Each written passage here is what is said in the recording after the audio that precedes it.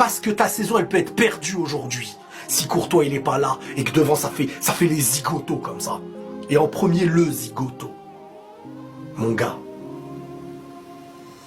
Je t'apprécie beaucoup. Mais là, aujourd'hui, c'est presque... Ça, c'est pas digne.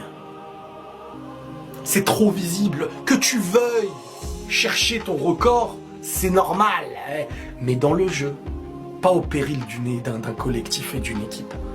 Vous savez, l'individualité d'un attaquant comme Mbappé, comme Cristiano et tout ça, c'est souvent positif parce que ça te mène à la gagne.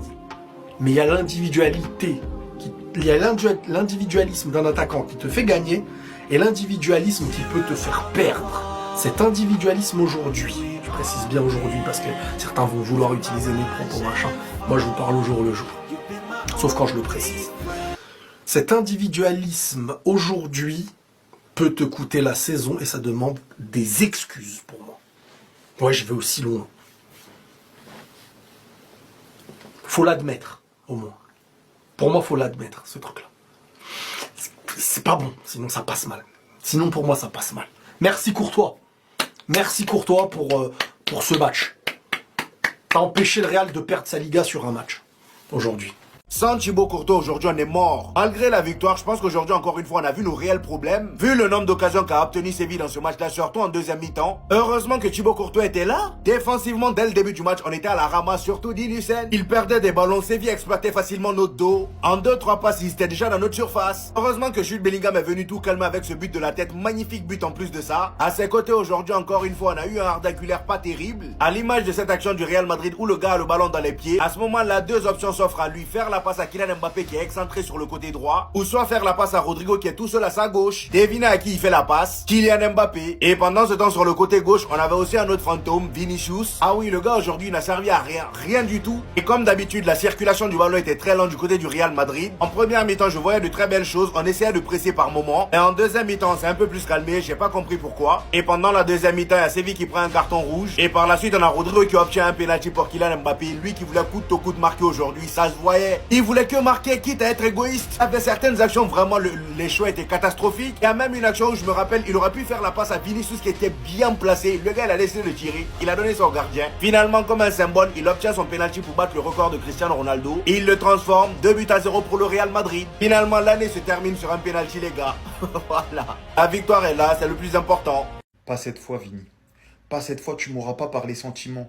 Oui, t'es sorti, t'étais triste. Mais il y a un moment donné, t'es nul. Il faut que tu goûtes au même châtiment que Rodrigo. Parce que quand Rodrigo, il avait ces stats-là, tout le monde était là à lui taper sur la gueule. Tout le monde lui disait qu'il était finito, qu'il était nul à chier. Et à un moment donné, bah même toi, c'est la même musique. Je sais pas si vous vous rendez compte, mais on parle d'un potentiel ballon d'or. D'un mec qui a 2-3 ans, on disait de lui qu'il était meilleur que Kylian Mbappé. On disait de lui que c'était le meilleur ailier gauche du monde. Aujourd'hui, il sort du Bernabéu, tête baissée, hué par tout le monde, chahuté, et c'est mérité.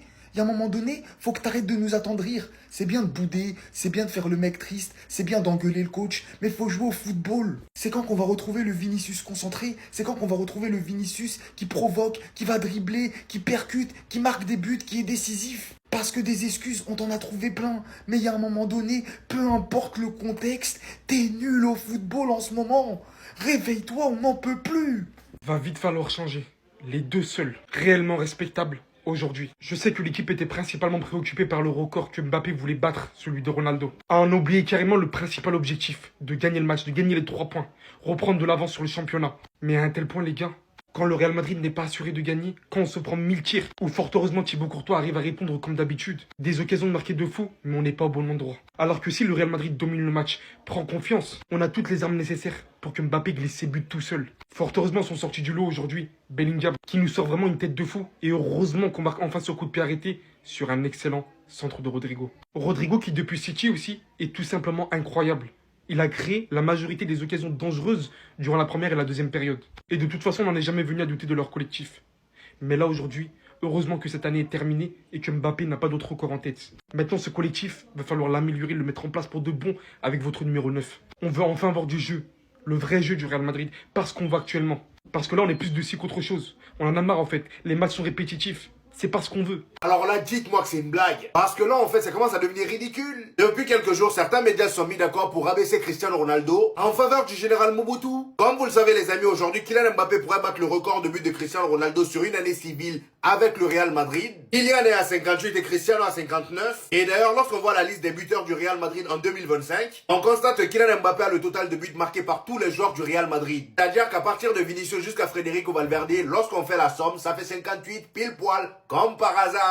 Et à cause de ces stats, il y a certains journalistes qui se sont enflammés. Rafael Martin Vasquez, par exemple, ex-vedette du Real Madrid, et il a tout simplement dit Kylian Mbappé a plus de mérite que Cristiano Ronaldo sur ses stats, car l'équipe ne tourne pas aussi bien. Quand l'équipe sera au top, il sera encore plus redoutable. Ensuite, on a Gustavo Latorre, fondateur de l'association de supporters. Et lui, il dit, j'ai toujours adoré Cristiano Ronaldo, mais je suis encore plus amoureux de Kylian Mbappé. Autant tueur, meilleur dribbleur, il marque plus de buts spectaculaires. Après des décennies au stade, je n'ai jamais vu autant de maillots du même joueur. Et comme si ça ne suffisait pas, il y a le média L'équipe qui nous dit aussi, au sein du Real Madrid, on considère Mbappé comme plus rassembleur et moins arrogant, capricieux et tyrannique que Cristiano Ronaldo. Cristiano Ronaldo pouvait parfois intimider ses adversaires. Quel adversaire? Dites-moi de quel adversaire vous parlez. Alors lui là, il intimidait Ramos, Pepe, Luka Modric, Gareth Bale, l'un des joueurs les plus têtus que le Real Madrid ait eu. Tellement le gars il est cancre, il a lâché le football pour aller se mettre au golf. C'est lui Cristiano Ronaldo intimidé. Arrêtez-moi vos conneries. Toi, va te faire voir. Voilà, comme ça, c'est clair. Tu rentres au foot, t'es trop fort. Toi aussi, va te faire voir. Comme ça, c'est clair. Tu rentres au foot, t'es trop nul. Et toi, en fait, va te faire voir une deuxième fois. C'est pas humain d'être fort comme ça. Victoire du Real 2-0, bah ouais. Alors oui, certes, on devait s'y attendre à cette victoire, ils étaient favoris. D'ailleurs, c'est ce que VisiFoot a dit, 45% de victoire. Vous savez, VisiFoot, c'est l'intelligence artificielle qui calcule les probabilités selon les formes des équipes. Donc je m'y attendais, je me suis dit, ils ont 45% de gagner. Mais au vu de la physionomie, ils doivent pas gagner. Ces Vis ont été meilleurs qu'eux. Après, quand tu rates autant devant la cage, tu peux pas t'étonner d'avoir que 33% de chance de victoire contre une équipe dégueulasse comme le Real Madrid. Au bout d'un moment, ils ont trop raté. Lui, il commence à m'énerver, il retrouve son niveau. Je vous jure, il commence à m'énerver. Il a joué 10 minutes à gauche, il a été plus dangereux que Vinicius. Bon, après, vous me direz, tu m'aurais mis à gauche, j'aurais été plus dangereux que Vinicius aussi, au vu du match que Vinicius a fait. Mais il est passé à gauche, premier ballon touché, limite penalty provoqué. Qui a d'ailleurs permis à Mbappé d'égaliser Cristiano. Autant de buts que Cristiano sur une année civile au Real. Là, il faut applaudir Kylian. Et l'information hypante de ce match, c'est que la série continue. 17 matchs d'affilée sans marquer, nous sommes à la moitié de la série de Rodrigo. On va aller la chercher tous ensemble, Vinicius. Avec les matchs que tu nous fais en ce moment, tu vas aller la chercher comme un grand. Les 34 matchs d'affilée sans marquer, ils sont à ta portée. Et tu peux le faire, mon gars. Bref, le Real revient à 1 point. Demain, déplacement très très compliqué à Villarreal. Il va falloir faire le travail pour pas qu'il nous recolle. Voilà, victoire du Real Madrid, mais je vous jure, Séville méritait mieux. Thibaut Courtois, j'en ai marre de ce mec, j'attends juste la retraite.